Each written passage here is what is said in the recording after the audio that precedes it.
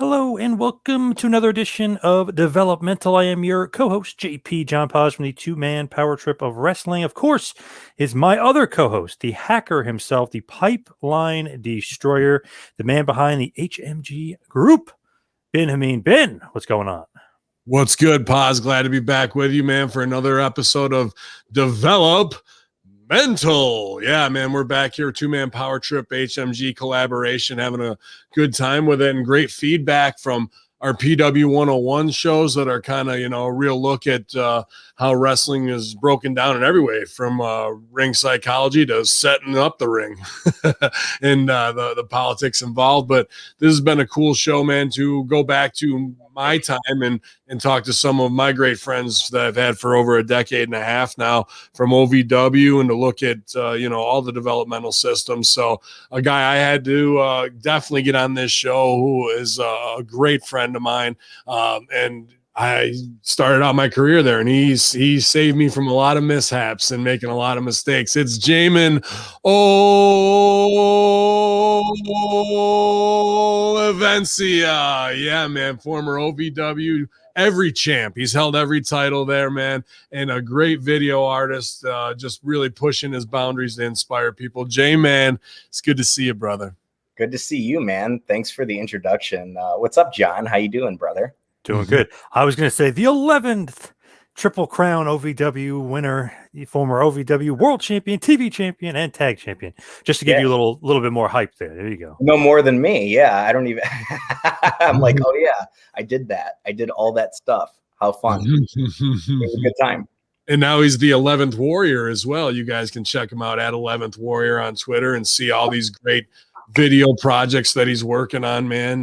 Very inspired spoken word, very visual oriented. And you might have seen him most recently as opening, doing monologues for Impact as well. So really getting to take his art after leaving wrestling, and now it's transitioned back into that. Also really sharpened his acting chops in the elaborate entrance of Chad Deity, where he was on tour with that for a couple of years as well. So just really proud of him, to go out of wrestling and really expand into all different types of production and being self-taught. Not it being like, well, I know this is out there every day. I have to push myself to learn one new thing, and then how can I apply it to my art? And, just really inspiring. So check out everything Jamin's got going on, you guys. Jay, thank you again. I mean, double intro, man. But we'll go back to OVW, where we first crossed paths, and I started coming down and staying. And you were the guy we were all living in Bardstown Forest eventually, but Rip would pull you.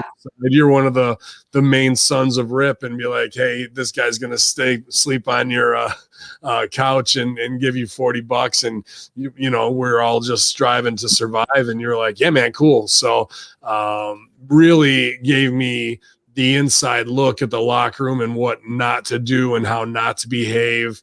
Because at that time it was contract guys, and you could get your throat cut just for fun. They were just looking for fresh meat, and you really protected me, even though I think I had like 7 years on you then. I was 28, and I think you were like 22, man. So, but you knew the lay of the land because you'd been through it. There was the Mark Henry Golf Club incident. Oh, God.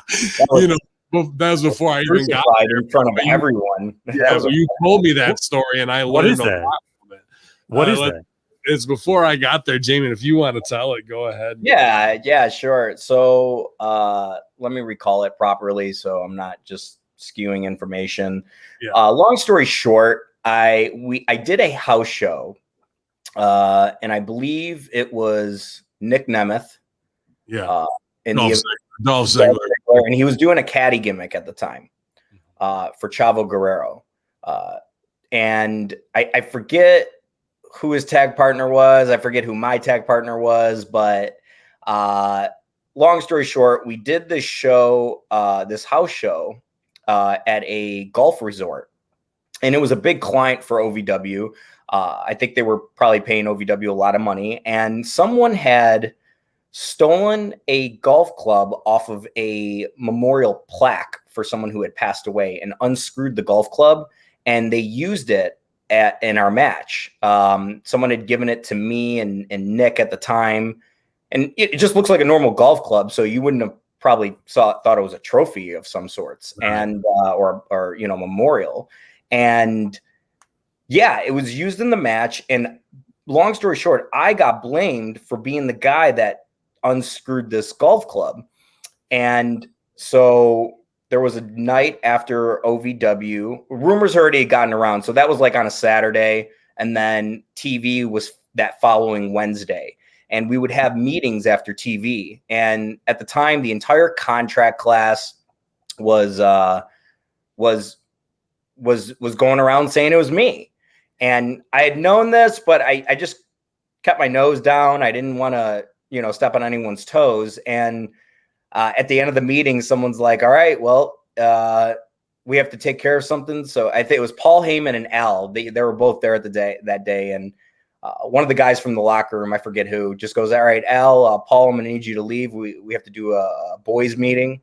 And they had asked those guys to leave, so they respectfully left. And they said, Jamin, get up on the ring. So they made me like stand up on the apron, and I'm amongst everyone. You know, there's probably about 50 of us. Run it down. Who's there? Just some of the big names right there. Oh gosh. Probably, I think Punk was there. Cabana. Gosh, everybody. I mean, Capitelli, John Morrison, Mark Henry. Like everybody was there.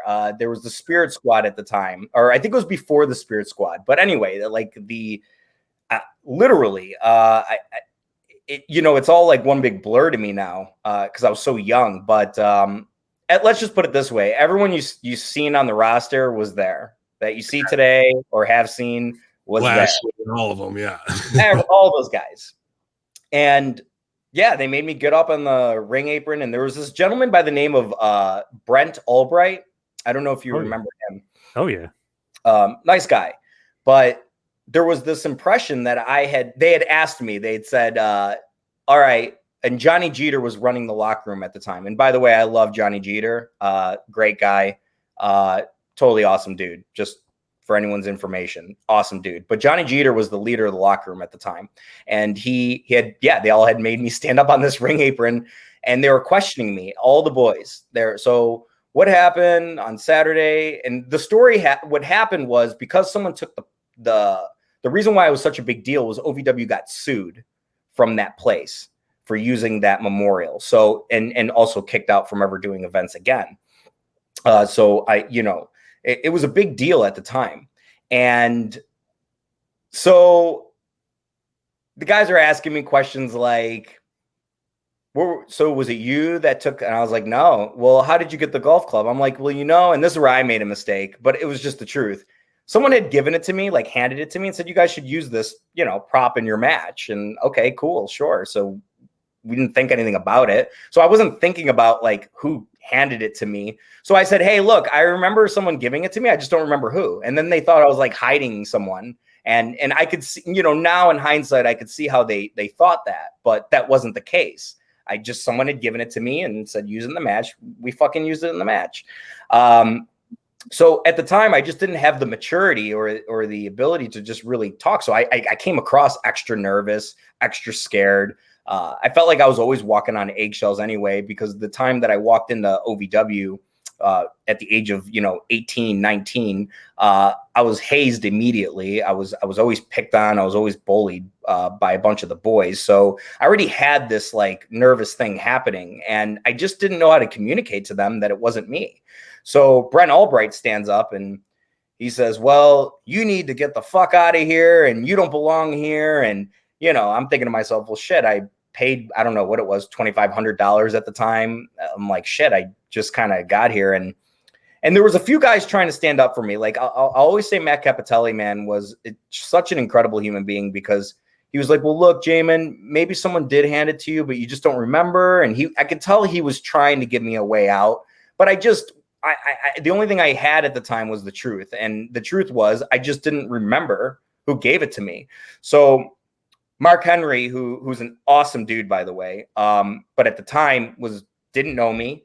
And he gets in my face. He got in my face and he's like, you don't disrespect this business. You don't disrespect us. You don't come in here doing this and that. And I was like, hey man, look. And I was very calm with Mark because I was very scared. I was like, hey, look, I didn't do anything. I know it comes across this way, but I just didn't do anything. He's like, all right. And so that night I get kicked out of OVW. I'm out. No more me. So I decided to go home for a couple of weeks. And do you remember Cornbread, Pops? Yeah, he was a camera guy and he'd work some random matches, Kentucky guy. So I'm home in Buffalo, just kind of taking a break. Even though I was kicked out, Rip Rogers had told me, hey, look, just when you come back, come to class, like do your thing. It'll pass over. And I was like, okay. So I waited for the heat to kind of die down. But while I was in Buffalo, I get this call from Cornbread and he says, Jamin, do you think the boys would be mad if I told them that I saw someone actually unscrewing it and it wasn't you, but I don't remember who?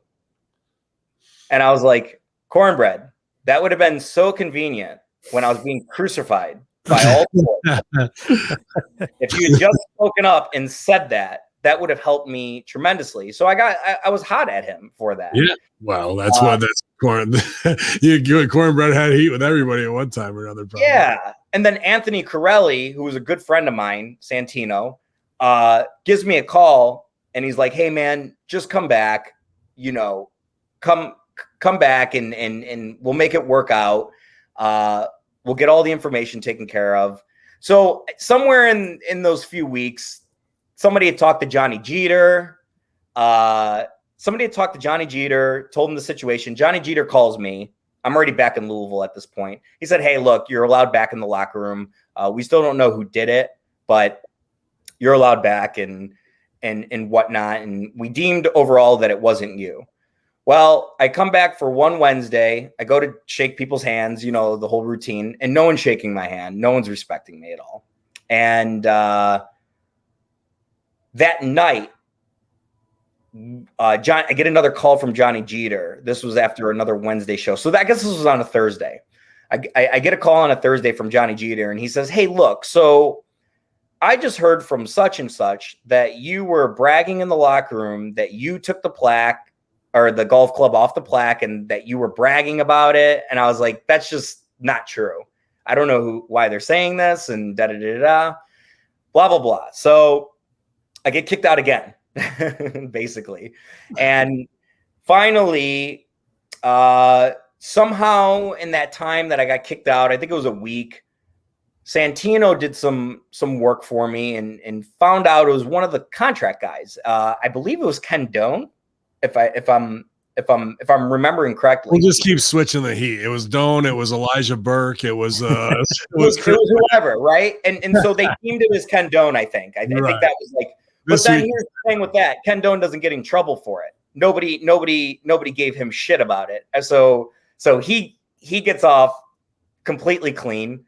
I come back, and you're a non-contract guy, and these are a non-contract guy. Yeah, and that's a big part of the story because that leverage of what was going on then, dude, you couldn't even walk off the line an inch if you're a non-contract guy because you're gonna get shot where you stand and eaten up because So this is the worst feeling of like them just wanting to toy with you, and you got to take it. You just have to. You got to eat the shit. And here's the thing, and this is not to pat myself on the back. I'm a talented guy. So I think there was also that extra like get him out of here type of jealousy thing happening. I was the only non-contracted talent that was getting booked for OVW. And by the way, no offense to all the boys back in the day, but I was also one of the most over guys. I was getting the biggest reactions. And by the way, I wasn't even winning matches. I was selling. That's all I did. My job was to sell and make everyone else look awesome. But somehow when I walked through, everyone loved me. So I just think there was an accumulation of reasons why everyone was just like not liking me or hating on me. And by the way, I was never a rude person. I was always a very polite guy, especially in the back. I was a timid guy. but I was young and naive, and I allowed that to happen. However, Anthony Corelli, I'm always going to credit for this. If it wasn't for him, I don't think I would have been back, because when they deemed that it was Ken Doan one day on a Wednesday, I guess, he stands up for me and he says, hey, look, I think there's a guy at home who's a passionate guy that needs an apology. And I think he should be allowed back in the locker room. So, yeah, if it wasn't for him, I'm not sure if I would have been able to come back or not. But I came back and I was still treated very terribly. Here's a little side note. When they had accused me of that before everything I just said, there was a house show I went to on a Sunday. And yeah, it was right. It was okay. So that was a Saturday. The rumor started going around that it was me. That Sunday, we did a house show at this place called St. Therese Gym. And they did a Royal Rumble or a Battle Royal or something, and all the boys beat the shit out of me. That's another thing that I never talked about, and I'm talking about it now because you guys know who you are, and you're assholes for it. And all those people that did do that are no longer even in the business. So that says a lot about their character and where it got them.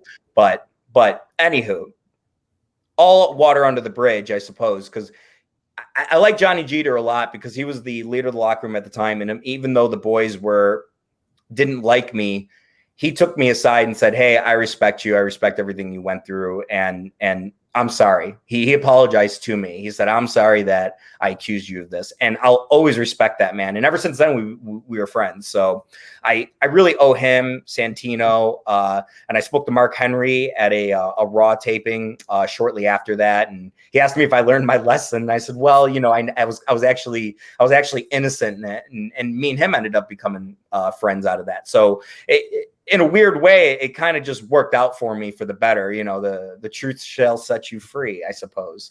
But long story short, that was the golf club incident. And it was terrible. It was a terrible time for me because I was man. Dude, that story scared the shit out of me because I was right at the edge of making a big mistake, and Jamin grabbed me. And I remember the night he told me this because it was like a year removed from it. And I was like, okay. Like that story was my, birds and the bees. Your parents are going to sit you down and everything's different. And he was 7 years younger than me, man. And I was just like, you guys just heard that. My stomach is turned over from it because of the pressure. But one thing you guys can never understand is that in that story is the difference between the have and the have-nots of the contract guys, and just them wanting to play politics on somebody, waiting, and then a situation goes wrong where a golf club thing that it's whatever. Somebody could get hot about it. I could see that, but now it's past the heat and it's fucking put it on this guy to set him up, man. Though I don't miss that shit at all. Even when they left and we could finally focus on the non-contract dudes trying to make the best product and didn't have that stress. But that is what is different at an OVW and FCW and NXT, where they're training you how to be a shark. Cause that was when Triple H and Shawn were on top, and look how they got there. So you better know how to play the game to get to that level. And if you don't, you're just going to get chewed up along the way, man. And there's something to say about we were talking about age discrepancy between you and I, or, you were 7 years older or whatever. And what's interesting about the wrestling business is even if you're a more mature, older person, have experience, there's something about being a baby in the industry. And because there's a code of conduct, there's a way of being. And if they don't see that way of being out of you, even if you come across very smart, mature, you're almost already in the deep end. If you have a sense of even intelligence to you. So the industry, at least then, I can't speak for it now, but back then it just seemed like it was a jungle. And if you didn't shake someone's hand the right way and look them in the eye when you did it, you could have been a nervous kid, and maybe you didn't look someone in the eye, or if you didn't have a tight enough grip when you shook their hand, all of a sudden you have heat. It was like this very, and really as an adult now, I can see that it was nothing but those people's insecurities shining through. And I think a lot of those people who acted like that and really lived by that code ultimately didn't do well in the business or didn't even make it to where they wanted to get. So I think there's a lot to say about how that way of being is not necessarily the best approach. And sorry to jump in here, Poz, but that's a great segue because it's something else I wanted to talk about, because we kind of only had each other as non-contracts. So as we lived in this shitty apartment complex that was like our own dormitory a mile from OVW, you know, it was all of us together all the time, either going to Chinese buffet, and we've developed what we had was, we call ourselves the core. And from you have, you know, people here, Chris Silvio, who obviously works with Matt Seidel at Seidel Dojo and is with Genocide and helping her do great things as well. And they were totally awesome. The other part is Paradise, James Long, who pretty much helped mastermind with Borash and Matt Hardy, the entire Broken Universe. You, myself, APOC, who is Rick Victor, package Chris Sharp, who is an NXT referee, Serena Deeb, you might have heard of her, possibly the greatest wrestler on the planet right now. The greatest wrestler on the fucking planet. Yeah. She is the best. She is the best in the world. I just believe she is right now. Yeah. Man or woman, the best. You know, and I mean, a cast of characters that Timmy Baltimore, Ali Akbar, Hog Wild, and plenty more, man, of coming through, Twinkle Toes Martin Evans from the BBC, all of us just living there together, barbecuing and watching wrestling every night together, being in the car together every day, you know, 24/7 wrestling life, man. And from that, you know, those guys who beat the shit out of you, just like they said, they're gone. They didn't live the journey. They never got over, and they were trained to fucking not enjoy it to some degree, man. But we only had each other, and now everybody is still in contact, is still liking everybody's post. Everybody's thriving in their own creative way, and they have a great life about them. We were at a very unique time in transition before they went to FCW, and all we had was each other to raise each other up. For sure. It was I mean, it was what we said it was. It was the core. And the reason why we titled ourselves that is because we always, amongst all the thorns and the darkness and the bullshit, we chose to be of the light in it. We chose to watch out for each other in a business where even your best friends are stabbing you in the back. Like, what kind of culture is this? You know, so there was a sense of, I think there was a sense of human we brought to the table, full of a place full of like reptilians or whatever. It was just a wild, you know, and that was OVW at the time. And I think, you know, such is life. There's something about, and you were talking about it, how things trickle down from the top and in energy and the way people act sometimes. And I think when you think a particular way, it just kind of comes down and everyone thinks they have to do that. And what I'm finding now about the business today, and I don't know much about it, but when I talk to a lot of people who are your current people, and you know, you see them, you meet them, they're such nice people. They're almost like into video games and not even into the gossipy things. And it's not to say that doesn't exist, but I just think like I don't know, all the hurting each other is so unnecessary, when back then we could have really made even a bigger product out of OVW. A lot of ways I think OVW wasn't successful in the end because I believe it was Sean and Hunter that came down. Yeah. Just didn't see the thing in it. But well, that deal was already done behind the scenes with Ace and fucking Kern cutting Danny's throats. Sure. Yeah. But I often wonder if, and this is, you know, Monday morning quarterback, but I often wonder if maybe if it was different, if it was a more a locker room, you know, celebrated around cohesion and creating that's what DCW was. Look at the difference. It would have been better.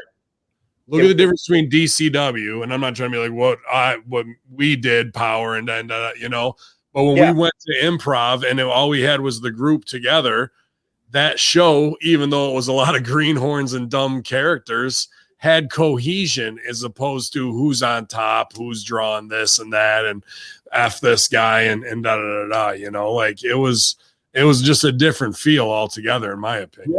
Yeah. And when I got out of the wrestling industry, I didn't realize how much I had turned into a tyrant as a human. And in little ways, even in my relationships outside of wrestling, like I was always like looking for someone to stab me in the back, or I was always looking for, so some wouldn't call it this, but essentially, you know, you were like a dog that's been hit several times. And when someone just goes to pet you, you cower almost. But you also have Stockholm syndrome because you keep coming back for more to your abuser at the same time for the addiction of the performance. Poz, get in here, man. I know I've been eating up a lot of time catching up with Jay. I was just curious though, because so much it comes out of OVW, like, okay, Danny Davis, Rip Rogers, but what about the Heyman era when Heyman was running stuff? Like, was it successful? Was it not? Because you hear the stories of him putting plants in the crowd and that kind of stuff. So tell me a little bit about the Paul Heyman era of OVW. Yeah, it was short-lived. Paul Heyman, I'm not sure.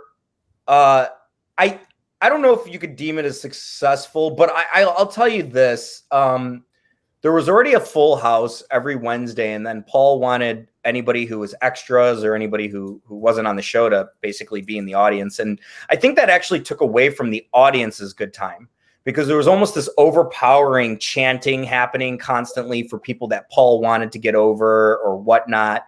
And I don't know if it was, like I said, I don't know if it was considered successful because Paul wasn't there that long, maybe 9 months, 8 months, maybe less, maybe more. I don't quite recall, but all I ever heard about Paul Heyman was that he was always lying to everybody, promising them everything. So I don't know if it just didn't work out, but it was a good era. I mean, see, I think for me, when I look at all of it now, I loved it all, actually. Maybe not then. Maybe it was a little bit more stressful. But when I look back, I was like, that was fucking awesome. That was an awesome ride. So I guess it was good for what it was. But what I'm super proud about is when WWE left for FCW at the time, Tampa. Yep. And it was just left with us non-contracted guys. And it was like up to us to like keep the doors going if we wanted to. And we did. And then we ended up from having literally like, I don't know, 20 people in the audience. We built that shit back up to like full capacity, and it wasn't free anymore. At one point, it was when the contract guys were there, it was free. When we started building up from the ground up, we ended up having full houses, and they had to pay. And I think that says a lot about our hearts and what we brought to the table as talent. And it was fucking awesome. Yeah, I mean, who are some of your favorite people to work with? I know one of the best feuds I've seen. Well, I always put over Spears and Cody. I thought that was great. But you and Joey Mercury is one of my favorite stories that I've ever seen, with Baltimore mixed in and all that kind of stuff, man. There was a lot of great stuff there. Joey was at that time, Joey was incredible to work with. Like I've never worked with anyone in the ring that was so conscious, that could call complicated things but make you feel comfortable in the moment of doing that. There was something about wrestling where if you're in the middle of a spot and someone's calling a complicated thing, it's kind of rushed and you're like, wait, I'm trying to pick that up. Joey had a way of like talking to you in there that was calm, sure of itself, but he would also explain it all very calmly in the midst of you like reversing a whip. Like he's like, do this and do this and do this and do this. And he was incredible to work with. In fact, if it wasn't for him, I think it was him that brought my level up. You know, it brought me to a different way of being in the ring, and the confidence of calling on the fly in a different way. You know, Mike Mondo is one of those guys too, where like you could just get in the ring with him and he's like, you having fun? It's like, yeah, I am. Okay. that's an interesting way to communicate while we're performing in front of a bunch of people. Like there was those guys were so seasoned. And I mean, I think at the time Joey had been in the industry already 16 years or whatever it was, so he had a lot to bring. Yeah. He helped me a lot. I enjoyed working with him. He was fucking great. Like, but there was so many others though. Like when I think about my time in OVW, I think about those days. And then I think about my championship reign there. And we were just crushing it. I was the highest merchandise seller there. I was, audiences were coming, and it wasn't just because of me. It was because of the locker room we had at the time. We had such a locker room that was thriving off of each other's successes and almost a competitive nature, but without the jealousy part. It was like, oh, that was good. All right, let's see if I'm gonna top that. And it was a very healthy way of doing things. I enjoyed working with Marcus Anthony too. I mean, that was a little bit later, obviously, but that guy was scary as hell to be in the ring with. I felt like I was really fighting somebody, but he brought that energy, and he brought something out of me that I didn't even know I had, and it felt real. And I think by proxy, it made the audience feel like they were feeling something real as well. But I mean, I can go down a whole list of talents that I've worked over the years that have been extraordinary and who have added to my game. It's crazy, actually. It's like a paintbrush hitting the canvas. It's just swip. It's there's a lot of hidden gems in wrestling that maybe never even got their mark. And here's the funny thing we talked about Serena. Serena was one of those people that was like a hidden gem, but just couldn't pass the certain line at one point. Maybe. Yeah, but let me put this over. Serena got, not just because of Rip Rogers and Al Snow training, she got better because of just messing around and having fun in the ring with you. When we see Serena wrestles all the boys, Jamin and Serena were best friends at just little clowns together, and they do things at half speed, and like pretend they're fighting, but it was always, and they could do that for 20, 30 minutes while we're just the ring set up and we're messing around. All of that stuff that we used to watch and do and chain from Rip's class is what makes her so much better than everybody else right now, because she could go at that half speed and make it look decent if they needed to slow it down for a girl that way. When the reality is, in my mind, I see her fighting you all the time. You know what I mean? She's great. I mean, I think what made us unique, whether we got the recognition or not, is our passion for the industry. We were thriving. We were like those kids that were still remembering what got us into wrestling to begin with. It seemed like there's a point in wrestling where you're there because you loved it at one point as a child, and you're the biggest mark there was, right? But then it often turns into like, well, how can I make more money? And sometimes I think that can deter you from where you really want to be in the industry. I think the reason why guys like John Cena was so successful is because he was passionate about it. I think he was that kid that was 6 years old watching The Ultimate Warrior or whatever, like we were. And he kept that with him, and he kept that alive. And so I equate that to Serena. I equate that to us. I equate that to anyone who's a major success in the industry, or who has been a major success in the industry. You have to have a passion that goes beyond the material needs or the material gains that you can receive from the industry. I think that's a big part of it. So yeah. And no shit that she's the fucking best. Yeah. She fucking lived it. She's in her being. Yeah. You're one of the most favorites. We had Power on too. Power was great. A very rare interview, Adam Revolver. Nice. And again, I have left out Dr. Ted and Adam Revolver, the mobile homers, out of the core. They're definitely in the core. There's no doubt about that. I was just trying to recall through my own CTE there. But being one of the sons of Rip, Rip, looked at you as his right-hand guy most of the time, of anybody who can go Broadway or what have you. And Poz, anything you want to add on here? I just wanted him to talk about his experience being a true Rip Rogers guy. I was curious too. Doug Williams was a big part of OVW for a little bit, which is kind of surprising. I talked to him not that long ago.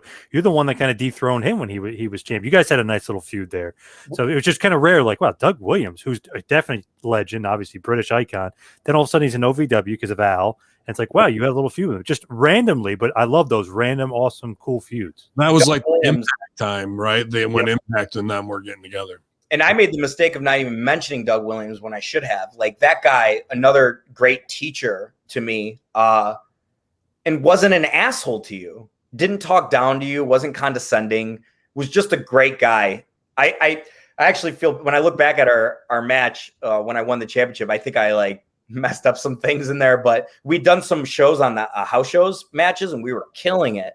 But that's another great mentor that I came across in this industry, who was the real deal on every level, the professionalism, a kind human, but amazing in the ring, just incredible, and kept things so simple. When you're younger, you want to make things complicated because you think, if I make it more complicated, then the fans will like me more. But in fact, less is more. And once again, going back to the point of Serena Deeb, I think that's what she's showing the industry. And by the way, Cody Rhodes too. I want to throw him in the mix. And that's not the shit on anyone that's not doing that, but pay attention to those people, because the fans are hungry for that. I think they're hungry for wrestling. Serena has a little bit of that Chris Benoit thing where, like, you put them in a cold match and all of a sudden the crowd is like this because, like, oh, cold match, there's nothing. And then by the end, they're all standing, clapping, give you their respect chant. Like, she always gets that, because especially AEW, they're like, all right, cold match means nothing, makes no sense. And all of a sudden the crowd is pumped. They're loving it. Yeah, man. That's the art of wrestling. That's the art of getting people's emotions. And when you want people in the palm of your hands, I think you have to build it up. It's no different than foreplay when you're with someone or whatever. You know, you can go straight to the thing, and that's cool. But also, I think people like it when they're massaged a little bit, and they are, wrestling is so fast in the ring that your mind can't pick up everything that's always happening and maybe connecting dots. So when you get to a high point, after you've done high point after high point after high point, you might be already desensitized to it, where there's something about waiting for it. Even if you are getting a little like antsy for something, when you get it, you're excited. And I would like to see wrestling get back to that state. And perhaps it is. I haven't watched it enough. Like, I don't know what wrestling is today, but it's cool to be a part of something that we were taught how to do it, I guess, the way the greats did. And to be a part of that little chunk of time is super awesome. Oh, that's great, man. Well, we got to start wrapping her up here, but I want to ask the one question, especially for the guys when I was the plant in the crowd watching them get killed. You've been killed by some of the biggest and the baddest, just like Man Beast, dude. Vladimir Kozlov, Jacob Duncan, Amish Roadkill, Oxen Hammer. Who else is in that mix is a big, big monster that you had to do business for? There were so many, bro. There's so many giants that you would get annihilated by, but eventually became the non-contract tag champion. But who was one of the worst ones ever, man, that you had the worst? Like devastating on you. I'm trying to remember his name. He didn't last long. He was under contract for like a second. It was the big blonde guy that Stephanie liked. What's his name? Who was it? He came out the big robe that had the extension gimmicks on it. Oh, you're talking about Daniel Rodheimer? Big Dan Rodheimer. Didn't he get busted recently for hitting women or something? And he's a politician. He's like the governor or some shit. I don't even know. Maybe I'm off. I'm probably giving misinformation. Matt Morgan. How about Matt Morgan? Did you do biz there too or no? I believe I worked with Matt Morgan once. Can't remember. I can't remember, but I'll tell you who I really liked working with. That was a big dude. Was Bobby Lashley. That dude was a nice guy. Yeah. Super nice guy, super safe for someone so strong, super safe. But a guy that killed me multiple times, and I'll admit it to him, is Marcus Anthony. Never got his shine in the industry. He was he's like Bobby Lashley doing 450s off the top rope.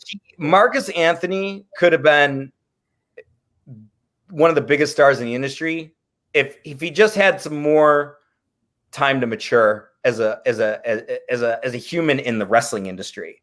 Right. Great guy, nice guy. But man, that dude almost killed me multiple times. Almost broke my neck multiple times. Ryback got you a couple times too. I remember that, man. Ryback. Yeah, I had some shit. I felt like all this. Dude, I remember, I know we don't have much time left, but I just want to say it.